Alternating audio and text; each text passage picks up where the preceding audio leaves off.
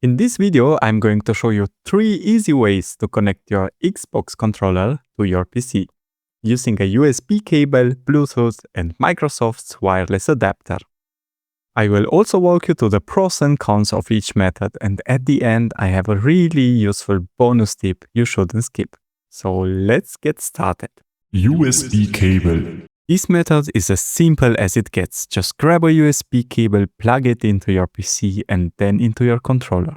Windows will detect it instantly and it will work on Steam, Game Pass and pretty much everywhere right away. With this method, you have zero input lag, no battery drain and the most stable connection possible. But you are wired, so the movement is limited, the setup doesn't look as good and over the time your USB port may wear out from the constant plugging in.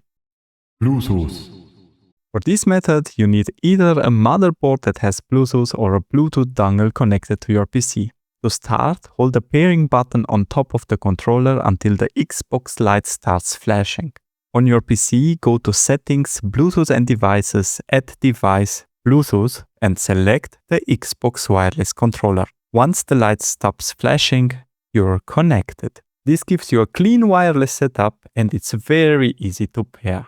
And if your PC already has Bluetooth, you don't need to buy anything extra.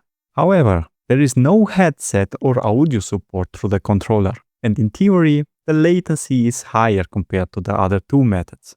But personally, I haven't noticed any real lag. Xbox adapter. For this method, plug the official Xbox wireless adapter into your PC. Press the pairing button on the dongle, then press and hold the pairing button on your controller. It connects instantly, just like pairing to an actual Xbox.